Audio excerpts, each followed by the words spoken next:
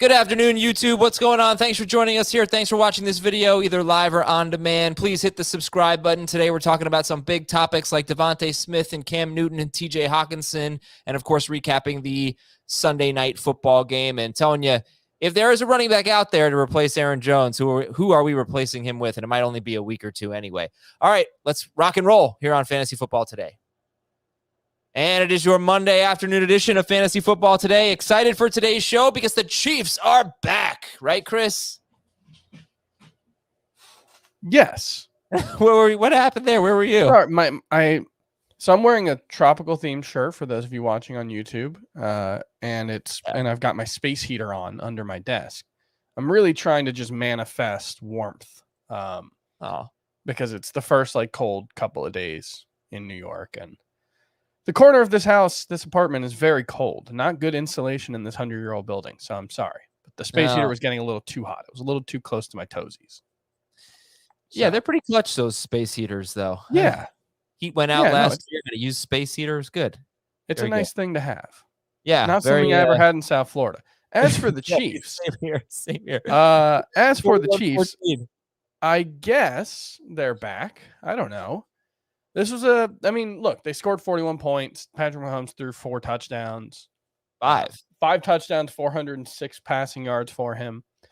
But it was a very different game than what we've seen from the Chiefs in Patrick Mahomes' career, really. He had an average depth of target an average intended air yards per target of 3.2 yards, which was the lowest for any full game of his career. He had one game where he left with an injury and had a lower one, but other than that, this was by far, it was more than a yard lower than his previous low. So clearly the Chiefs made the adjustment that we've been hoping they would make, which was when teams are trying to take away the deep ball, you throw it short, you keep the chains moving, and you move the ball that way. And they were able to do that. It was a big game for Tyreek Hill and Travis Kelce.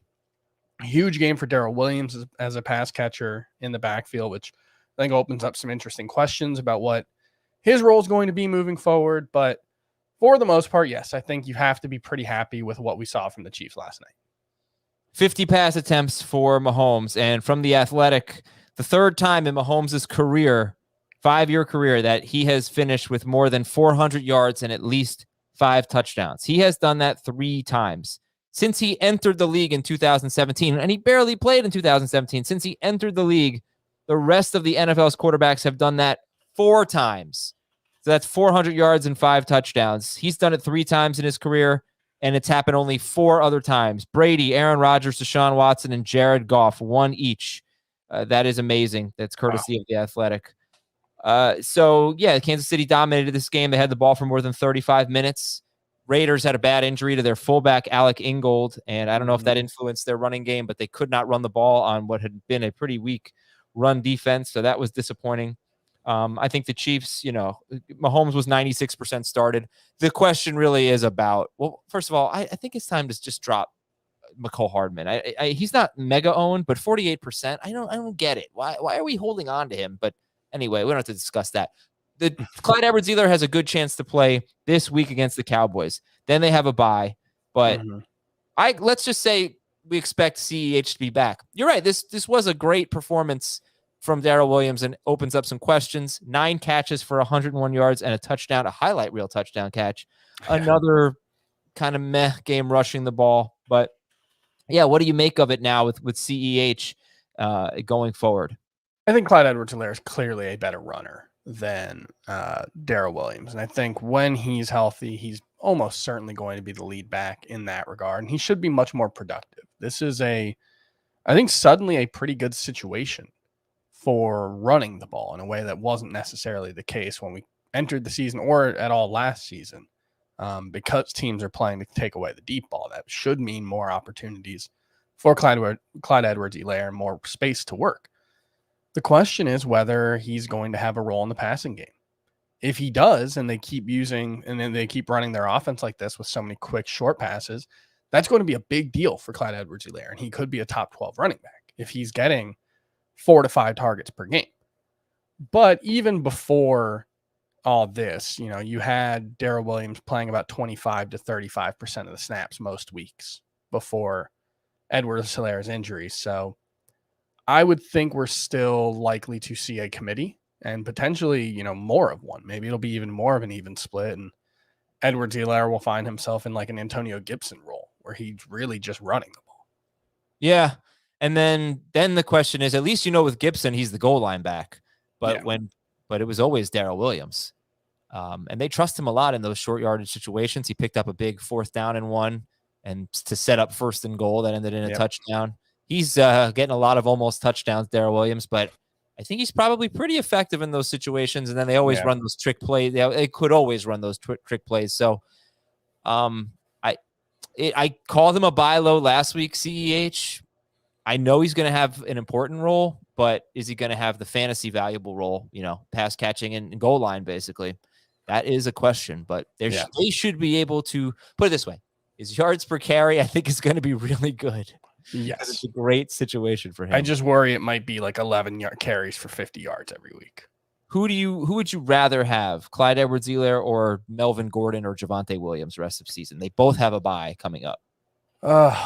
That's tough. I think I would still rather have CEH just because we know it's a split in Denver. I mean, it's possible that Melvin Gordon, I know on FFT today, Heath said on the video show, he said week 12 is going to be Javonte Williams week. And maybe Melvin Gordon, just the fumble yesterday cost the team, confidence in him. And it really will be Javonte Williams, the lead back moving forward. But I still think it's going to be pretty close to an even split.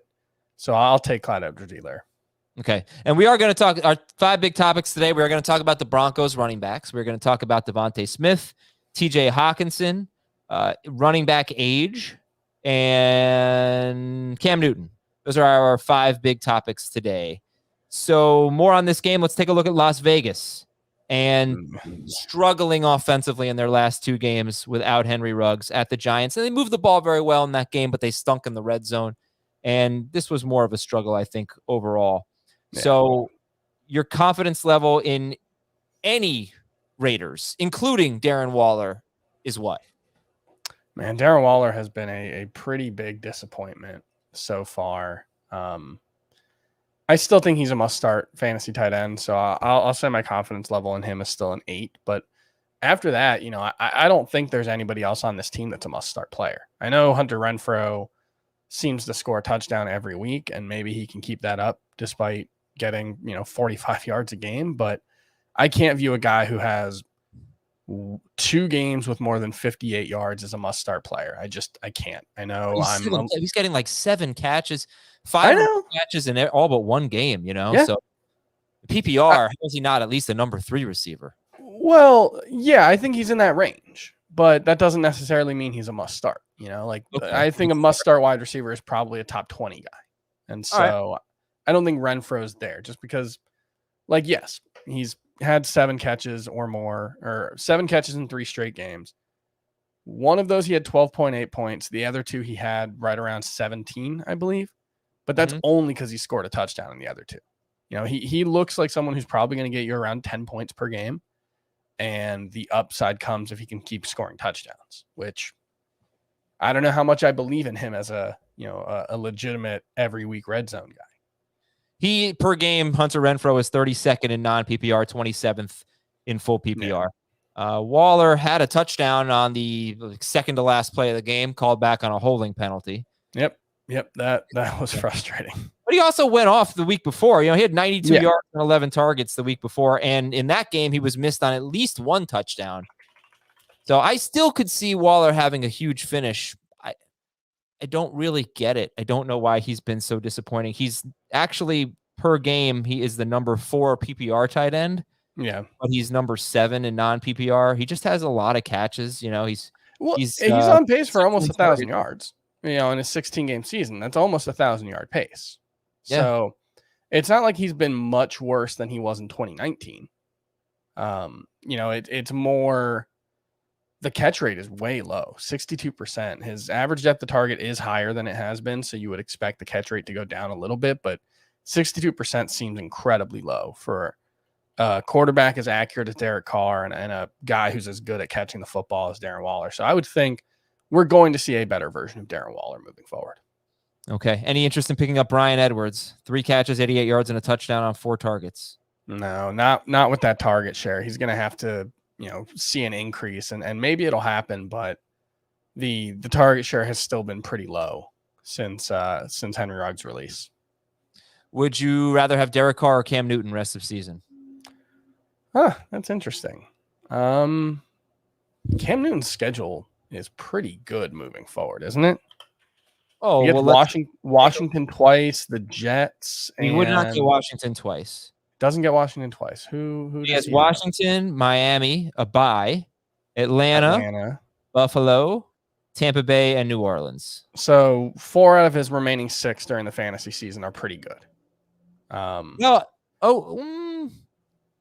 don't know how you feel about Miami at this point. Have they gotten their mojo back a little bit? They've been better the last 2 weeks, really, right? Yes. I don't know. It's so hard because I'm gonna take Carr because he doesn't have a bye. Come on, that's fair. But if I had to drop Derek Carr for Cam Newton, I don't know if I would hate that. And the other problem with Cam Newton could have a very good game this week. I'm kind of destroying a topic for later, but just noticing now, Cam Newton has Buffalo in week 15 and New Orleans in week 17. So that's not going to be easy for him. All right. Let's talk about the newsletter here. CBSSports.com/newsletters. Subscribe to the Fantasy Football Today newsletter. Chris Towers writes it, gets it delivered to your inbox. Start, sit advice, trades, injuries, quotes, stats, everything that you need to know in one quick read in the newsletter. So please check it out. And we'll go through the news and notes here. Aaron Jones has a mild MCL sprain. He is expected to miss 1 to 2 weeks. And that means Minnesota this week, you can count him out. And then the Rams in week 12, maybe he's back. Then you have a bye.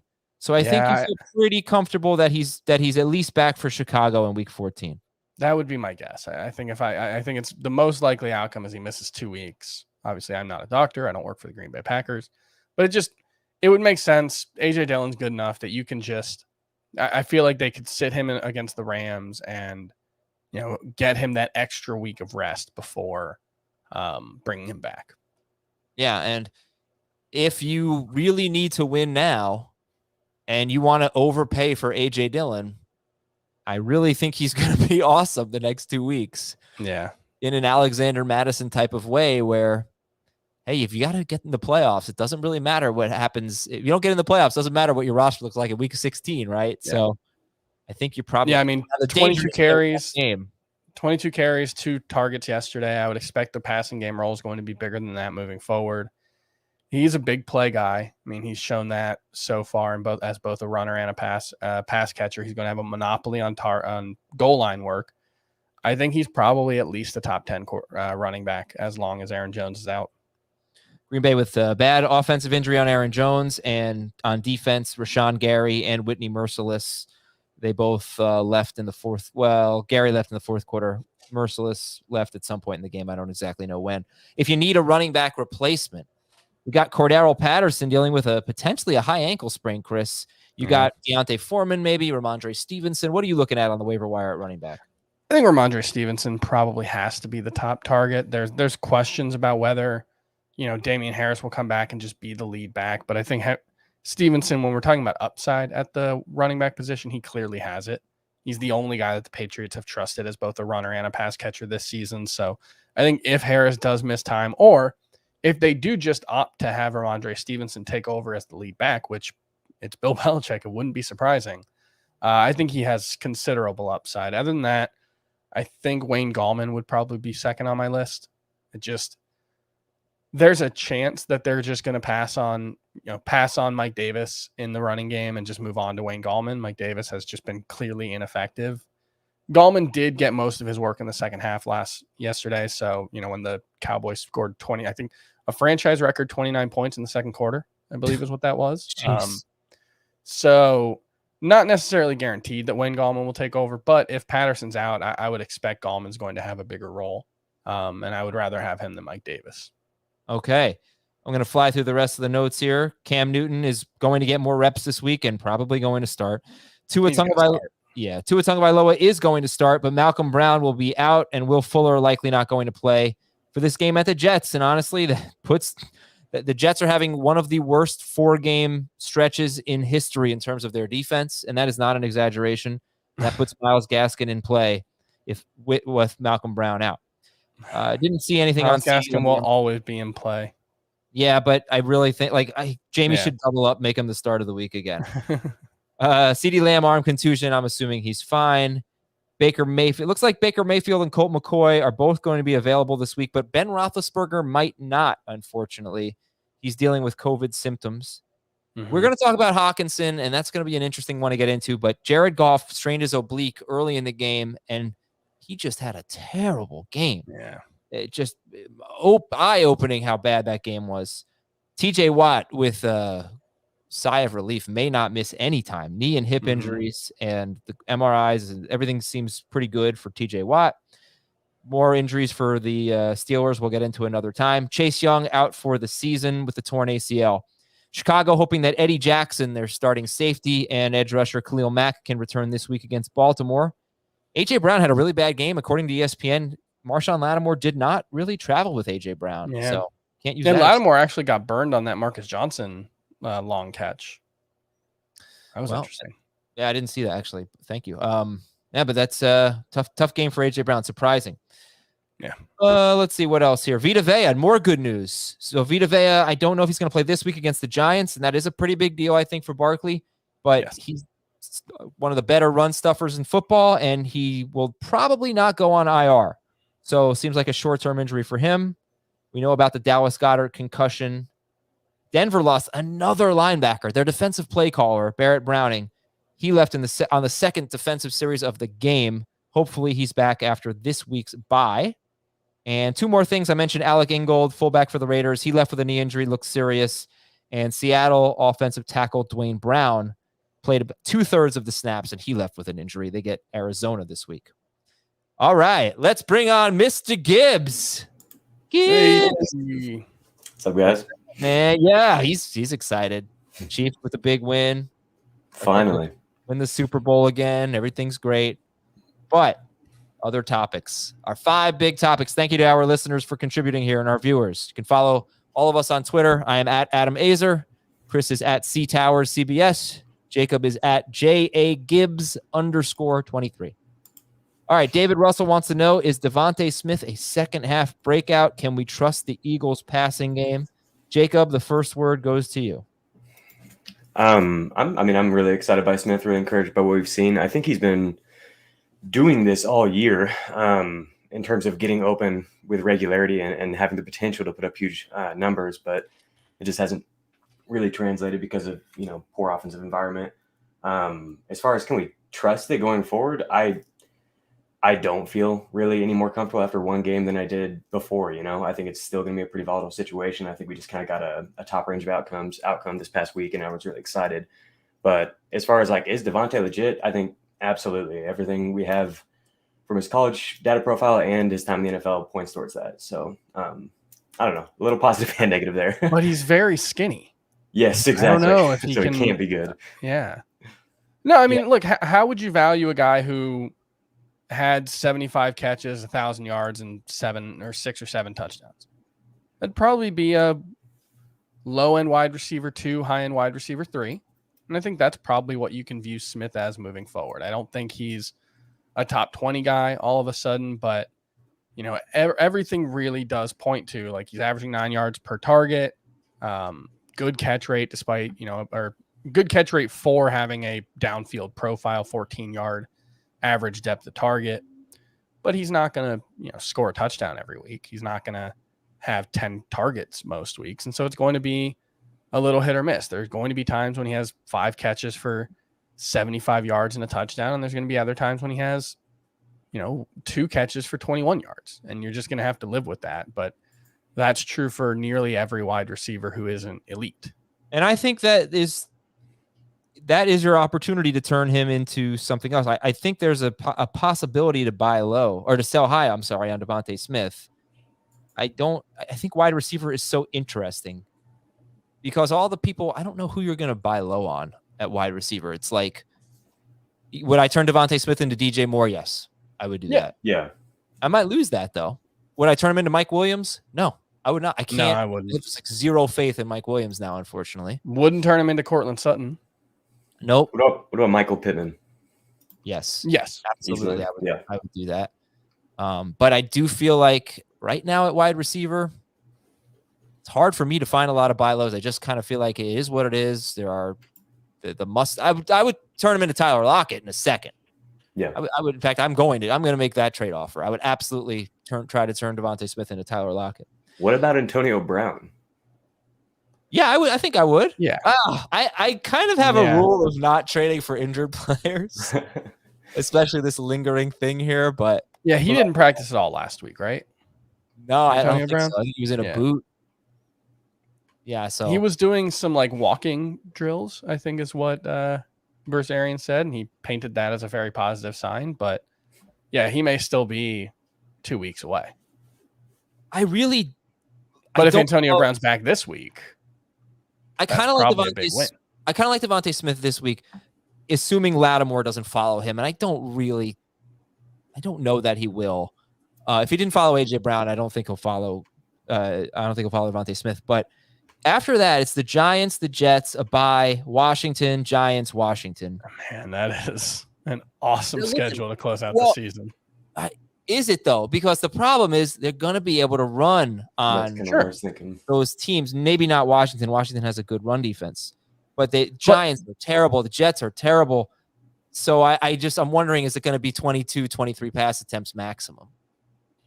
Yeah, but he has been around like a 28% target share, I think, since they made this switch. I'd have to check specifically, but he's got 15 targets over the last 3 games. I might have actually written that down earlier today. His target share in his most recent games are 27, 38, 19, and 29%. Yeah, that's elite number one wide receiver stuff. This is Marquise Brown, right? It's I think it's Marquise Brown last season. Last year, right? Yeah, last season. Yeah, and maybe Marquise Brown moving forward. I wanted to share one more thing on the Eagles real quick. Another thing I read in The Athletic, just writer speculation, not a quote, not a team quote or anything.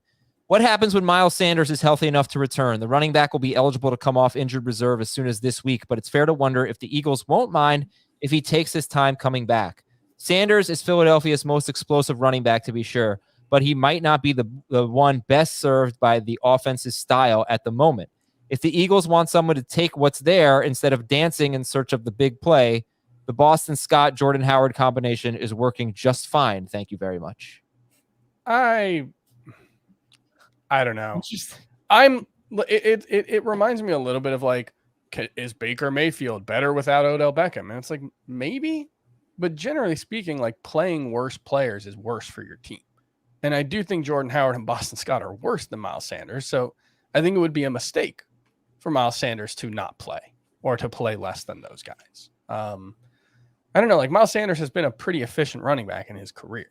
So I don't see necessarily a reason that he can't be successful in this role. Maybe it's a situation where they just wait until he's 100% healthy rather than playing him at 90%. But I would hope they wouldn't do that. I think it would be a bad decision. Okay, let's go to our next topic here from Travis. Jacob, is Cam Newton a top 12 quarterback going forward? If he means going forward as in like the next few weeks, I think that's definitely possible. Yeah, I think if I remember right, he ranked as QB 13 for me in my initial run for this week. And I think he'll be around that range against Miami as well. But he still has his bye week, and then we've already, highlighted I think I heard you guys mention the schedule for the fantasy playoffs. Yeah. Is Buffalo, Tampa Bay, and New Orleans. So top 12 like rest of season? No, I don't think so. Okay. Honestly, I'm not going to spend too much time on it. We'll get to him on the waiver wire show. Anybody has anything to add? How about spin it to the wide receivers? What does it mean for DJ Moore and even Robbie Anderson, who caught a touchdown from Cam? I think it's got to be good news for DJ Moore. I mean, I don't know. You look around the NFL and specifically like Pittsburgh, and you say, well, it can't get much worse with, Ben Roethlisberger being replaced by Mason Rudolph this week. And it turns out it can get much worse. So, there's no floor when it comes to NFL quarterbacks, but I do think Cam Newton's just a better passer than Patrick Walker and Sam Darnold. So I do think it's going to be an upgrade for them. And it's just going to make the offense as a whole better. They're going to run the ball better. We saw that a little bit yesterday. They're going to be more effective in the red zone. I think it's got to be good news for DJ Moore and to a lesser extent, Robbie Anderson, who I just don't think has the role that DJ Moore has. All right, let's take a break here. When we come back, TJ Hockenson. What the heck happened there? 1 target, no catches in a full overtime game at Pittsburgh. We will discuss Hockenson and some running backs after the break. Welcome back to Fantasy Football Today. All right, Jeff Bates wants to know why Dan Campbell thinks Hockenson is best deployed as a blocking tight end. I don't have any data on the routes. I don't know if you guys have. Yeah, he wasn't used more as a blocker or anything. He ran around on 24 of 29 dropbacks, which was second on the team. Swift was the only one that had more. All right, so that's not the issue here. Now, as Heath has pointed out, this was the first game that Dan Campbell was calling plays, and the offense definitely looked different. But also, Jared Goff threw for 114 yards and played hurt. So, all right, Jacob, there's definitely some Hockenson panic here for the season. He's number 13 per game in non-PPR and number 9 per game in full PPR. He does have the 5th most targets and the 2nd most catches, believe it or not, tied with Mark Andrews among tight ends. What's your take on TJ Hockenson? I think, if Goff is not going to be healthy going forward, or if we're going to continue to see this version of Goff where there's only 124 air yards in the offense and it's just really, really gross overall, then that might be enough to push him out of the top 6 or 7. There's a lot of tight ends that are getting from that mid-range that are getting surprisingly great usage lately. And so I could see him falling out of that, but I wouldn't overreact too much. Just that one game. The games before that, he had, I think, 11, 9, and 11 targets. Yeah, 31 targets in his previous 3 games. Yeah. I'm overall, I'm not overreacting. The routes are still there. Yeah. I think he's a must-start tight end. I don't know if you had Sam or Dan Arnold, would you start him instead of Hockenson? I don't think I would. I do like Dan Arnold quite a bit, and I love the role he's got in the offense, but it's not like he's been, a can't miss guy. So I still think Hockenson is probably better than any of the guys you could get on waivers or could have gotten on waivers recently. So I think. Oh, go ahead. We said I do think at the same time. That was cute. All right, we both do think, but specifically what I think is that he might just be a guy in terms of his talent level. And, we're 3 years into his career, 2.5 years into his career. He's averaging 6.9 yards per target this season, which is right around where he is for his career.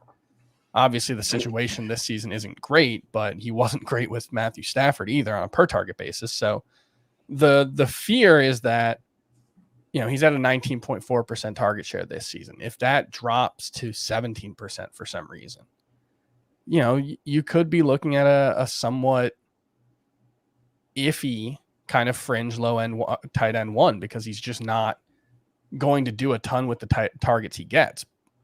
It's been a disappointing season. I think, he was tight end 5 in ADP. I think he's or tight end 6 probably. He's tight end 9 in points per game. So it hasn't been a huge disappointment, but given where you were drafting him compared to the other tight ends, he was kind of the last of a tier. You needed him to be more than just tight end 9. I don't know that he wasn't the last of the tier for everybody. I really think when it came down to Pitts, Andrews, and Hockenson, I think it was pretty even. And it was just basically personal preference because I know at some point I liked Hockenson better than Andrews in strictly full PPR. At the end of it all, I probably liked Andrews better, especially after all, the Dobbins injury. Yeah. So in Fantasy Pros ADP, he was 65th. Andrews was 54th. Pitts was 48th, and then Thomas, Tunyon, and Fant were, maybe 2 rounds later. So at least in that regard, he was separated a little bit from the next tier of tight ends. Jared Goff, by the way, it seems Dan Campbell just came out that Dan Campbell's kind of sticking by Goff. It's hard to say that he shouldn't be the guy right now. Ultimately, I still think right now he's the guy that gives us the best chance. I just think that got to have a conversation about touchdowns here. I know they're unpredictable, but Jared Goff has thrown 8 of them, 8 this year. And it's killing everyone. And, Hockenson has 2. They were in weeks 1 and 2. And by the way, Goff threw 3 touchdowns in week 1. Some of that at least was against the backups for the 49ers, basically became a preseason game. Yeah. And he's got one of the worst passing games in football. So that's a problem. And I did a lot of offseason research on that and quality of offense and what it means for tight ends. It doesn't really mean that much. You can definitely be a top 5 tight end on a crappy offense, but the problem, but it's hard. I mean, you need to dominate targets. Yeah. And he's not doing that. I mean, he was, before this game, because the last time you guys mentioned it, 4 games ago or 5 games ago, he had 2 or 3 targets. He had a terrible game against Minnesota. And then the next 3 games, he had more than 30 targets. Yes. So no, he has at least since week 3, he has at least 8 targets in 4 games. He has 1, 2, and 3 in the other 3. So he's dominating targets the majority of the time, but it's not consistent. And the thing about targets is they're earned. It's not like running back carries where it's just a game plan thing and you just hand the ball. Yeah, but the other thing about targets is I'm sure I couldn't imagine that he's not leading the team in double teams in terms of coverage. In fact, the DetroitLions.com before week 10 wrote Hockenson's begun to get the star treatment, and star treatment is what the hometown website would write, but from opposing defenses, mostly because of his talent, but partly due to the fact that teams aren't as concerned about Detroit's ability to make plays on the outside. So that has to be a problem for Hockenson. Sure. Definitely. I think the bigger problem is he's not a star. Travis Kelce can overcome double teams. Well, fine. But the bigger problem is everything else. I'm not asking him to be Travis Kelce, but for him to just be a must-start top 5 tight end, I think the bigger problem is the offense completely sucks around him. I think it's really holding him back. Jacob, final word, or are you good? I will say that TJ Hawk, like Chris said, the targets have been weirdly inconsistent, and I don't have any idea what to attribute that to. That might be the double teams like you talked about. But if he does get rolling, like we saw where he's getting 11, 9, 11, it's something that could happen to close the season. Yeah. The top end is really exciting. He's been targeted at least 9 times in 5 different games, which is more than anyone other than Travis Kelce at the tight end position. I just thought that was interesting. All right, let's get to our next question. It's an interesting one, and kind of, I think, a faulty one. Sorry, Mike. All in Mike 51 says, was drafting Young at running back the optimal strategy this season and going forward? And Jacob, I guess the issue here is that basically all relevant running backs are young. So it's kind of a tough one. But what do you think? Was drafting Young at running back? Are we seeing the older running backs just not do that well? Yeah, it's kind of a vague question. One thing I would mention is that JJ Zachariason from Number Fire or FanDuel does a podcast, and he talks each year about the breakout age and how many breakouts from ambiguous backfields come from just young players in their first or second year. So I think that is relevant. I think that maybe is kind of what Alan Mike is onto here. I think there is something there. But to be clear, an ambiguous backfield isn't necessarily Denver wouldn't count as an ambiguous backfield, right? We knew. I think it would if you don't know who the clear starter is. Yeah. Oh, okay. Because I think the problem with Denver isn't so much that we don't know who the clear starter is that we knew there wasn't one. Yeah. But so it's not like Tampa Bay entering the season or Jacksonville before last season where there was legit questions about, is there a lead back? And that's why Javonte Williams, there's a lot of he's been a disappointment, or we had a overreaction Monday segment on FFT, and Javonte Williams overreacting to a bad game, and it's this is what we should have expected. And so I think drafting rookie running backs this year was certainly not an optimal strategy because it just wasn't a great year for rookie running back talent or situations. Najee Harris has obviously been the exception, but I don't know. I don't think you can't learn too much from any 1 year's draft results just in general. It's the kind of thing that you need several years worth of data. And if you don't want to be fighting last year's battles is a big thing for me. So I don't know if you can learn too much from what we've seen this year, one way or the other at running back. It's just been kind of a crappy year. Yeah. And right. Derrick Henry, Saquon Barkley, Christian McCaffrey, they have all missed a lot of time with injury. Mm-hmm. And that sucks. Nick Chubb injured, COVID. I don't know. I don't have Dalvin Cook. Dalvin Cook is a huge bust right now. He's not even a top 20 running back. Wow. He might be for a game, but he's not full season. So finally got into the end zone yesterday. This has been, it took him 6 tries. He is the leader in almost touchdowns. Yeah.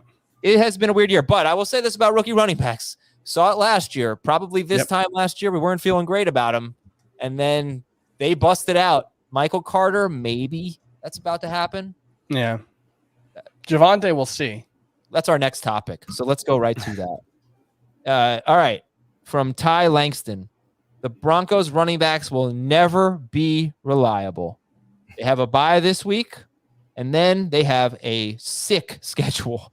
I mean, gorgeous schedule to end the season. The Chargers, the Chiefs, the Lions, the Bengals, the Raiders, and the Chargers again. And then week 18 is the Chiefs again.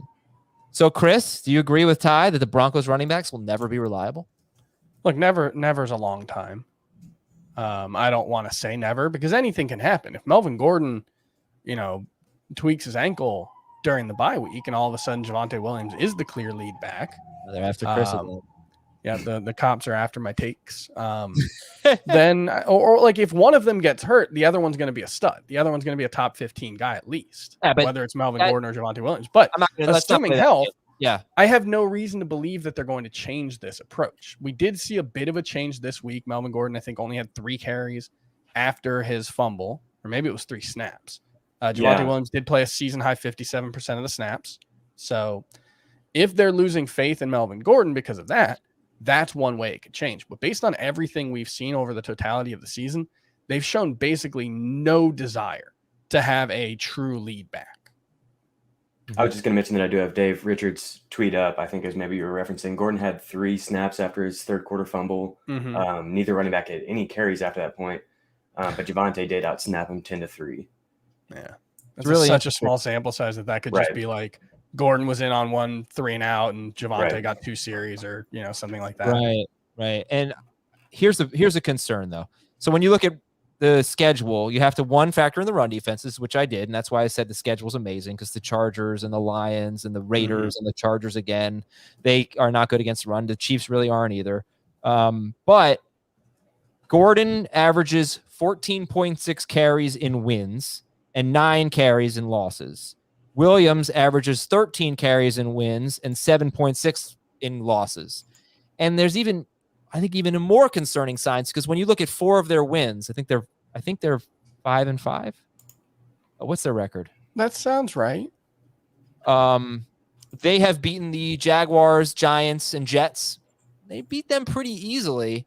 And then they had that game against the Cowboys where they beat the crap out of them. But then the Cowboys offense couldn't do anything.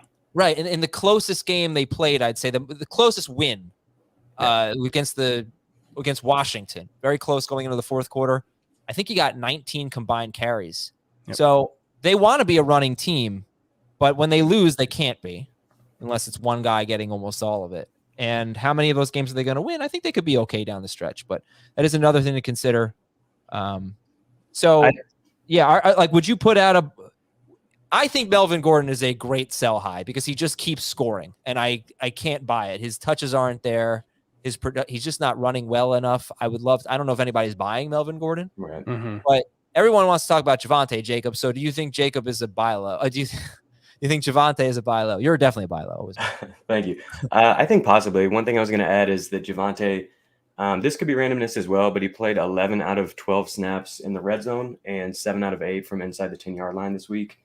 And it was the first week where he clearly outsnapped Gordon. The other thing was I hate when I get outsnorped. He's clearly been targeted at a high rate. He's been targeted on 20% of his routes. compared to 14% for Gordon. So like, I think I think it's possible that we do see coming out of the bye him just kind of start to take a larger role. And like last week, this week was the first step, and that we start to see him like we've seen with other rookie running backs, just start to take a larger role down the stretch after the bye. That's a pretty common narrative. The other thing I want to note is that like in college, he like clearly outsnapped Michael Carter on passing downs, specifically on pass blocking downs, which I think is just worth mentioning because most people think of Michael Carter as clearly a better pass catcher, especially after what he's done as a rookie. But when they're both on the same team, the coaching staff was like clearly more comfortable with Javonte as a pass blocker. And so I think it's possible that if he does start to get a role, it could be a pseudo 3-down role where he's like really taking most of the passing downs. And that would be really exciting for fantasy with the schedule. It is just a little frustrating that like the first game where he's got a clear edge in playing time, he has 8 carries and 3 targets. Yeah. Like that's noisy. That can depend on game script and a lot of other things, but it's a little frustrating what we've seen from him. And I think I wish he had been clearly much better than Melvin Gordon so far. Well, I think he's been better. I would say that all right, if you don't want to put the word much in there, that's fair. But I want to point this out about Javonte Williams. I know I like big plays, and the easiest one to track is just 20-yard carries. So, look, maybe if we did 15-yard carries, things would be different. But Javonte Williams has 6 carries of 20 or more yards on 103 carries. He has the 3rd most 20-plus yard carries in the NFL behind Jonathan Taylor and Nick Chubb. Melvin Gordon has 1 carry. It came in week 1. It was the 70-yard touchdown against the Giants. That's his only carry of 20 or more yards all year. Javonte Williams, I mean, all of the signs, obviously we know he breaks tackles, but so does Melvin Gordon, by the way. But all of the signs are really exciting so that if he did get the role, then you could really be talking about a true league winner. And if you have him in Dynasty, you should be very excited because he's doing great things. Yes. It's just a matter of work. Yeah, I agree with all of that. Yeah. No, for me, when I said I wish he had been clearly better than Melvin Gordon, that's more from a giving the Broncos reasons to go away from Gordon. I don't think Gordon's given them quite enough reasons to go away from him when it seems like they don't really want to. That's my concern. That's a better way to put it. Is probably we wish Gordon were playing worse. Yeah, because they don't seem to want to move away from him. They want to have both of them involved, it seems. So let me ask hopefully that changes. From Mark, would you trade Ramondre Stevenson for Javonte Williams? Man. Yeah, for sure. I would rather have Javonte. I guess I would. Are we worried that Harris is not going to be back? Well, I think like he's had a handful of injuries this year. He's had, I think he's left a game with bruised ribs. I think he had a wrist injury in a couple of games. And so I do wonder if there's a better chance Ramondre Stevenson gets to be a lead back, especially because with the Patriots, we do know that they do not have whatever is driving the Broncos to remain loyal to Melvin Gordon. They are a deeply unsentimental team. And so it wouldn't shock me if they were just like, look, Ramondre Stevenson gives us more in the passing game. It makes us a more versatile offense, and we can have him on the field in more situations than Damian Harris. I think it's close. I think Javonte Williams is a better player, but yeah, I guess I would rather have Javonte. Yeah.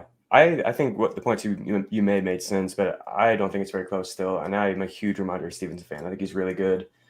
His college data was really exciting as a rusher and receiver. I'm not surprised at all to see him balling out, but I still think he clearly do it. I think they have been pretty committed to Harris when he's been healthy over the last few years. Yes. So I will say that. All right, the last one here. Should I drop Brandon Ayuk and pick up Van Jefferson to start him tonight? I wouldn't. I don't think I would either. Is it just because he thinks Van projects better just for this game, just because it's the first game without L back? Like, I like Ayuk better. I'm more excited about what we've seen in the last few games. Van's been playing all year. He's been playing almost all the snaps. He just like isn't someone who draws targets at a high rate. Yeah, he's the number 3 wide receiver, which he was before.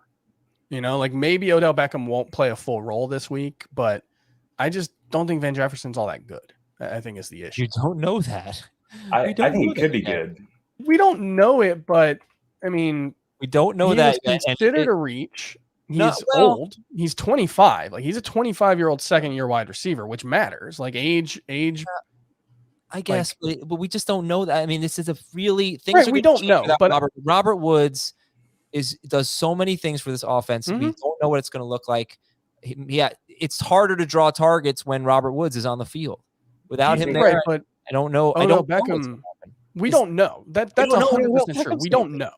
Yeah, exactly. But I just haven't seen much reason to think that Van Jefferson's going to be a very good fantasy wide receiver moving forward. Maybe he's the number 2 target in this offense, and it turns out that I'm completely wrong and Odell Beckham's washed up. But I would expect it's going to be, close to 50% of the targets going to Beckham and Wood and Kupp, just like it was Woods and Kupp. So I don't think Van Jefferson's role is going to change that much. He's averaging five targets per game. Adam, do you think Woods, I don't feel like his route tree really even interacts with Van Jefferson in a very significant way. Like, I don't feel like it changes much for him losing Woods. Does that make sense or not? Well, but that's the thing, right? So they play completely different roles, but it just is the offense going to change. Are the targets going to be? Are the passes going to be different from Matthew Stafford? I don't have Robert Woods anymore. Now I'm going to throw the ball a little bit farther downfield to Van Jefferson or something like that, or maybe Van Jefferson, who by the way was touted coming out as a great route runner. Maybe he changes his role a little bit without Robert Woods. I just don't know. If I felt more confident that Beckham was a healthy, dynamic player, then yeah, I probably wouldn't care that much about Jefferson. But it is possible. For the record, I like Beckham more than Jefferson rest of the season. I like Jefferson more tonight. It is possible that Beckham's just not much anymore. It's possible. So at the very least, I think you have to roster Van Jefferson and see where it goes. And I'm not burying. Not if it requires dropping Brandon. I would not drop Ayuk for him. I would not. Absolutely agree. All right. Although I'm playing against Ayuk in 2 big ones tonight, and I am rooting against him so hard. So good luck to you, Brandon Ayuk managers, but not really. Thanks to Jacob and Chris. I'm Adam. You want to sign us off? I guess I'll sign us off since Adam dropped out of the call. Wow. For Adam, for Jacob, thanks so much for listening. I'm Chris Towers. We'll see you tomorrow on Fantasy Football Today. See you guys.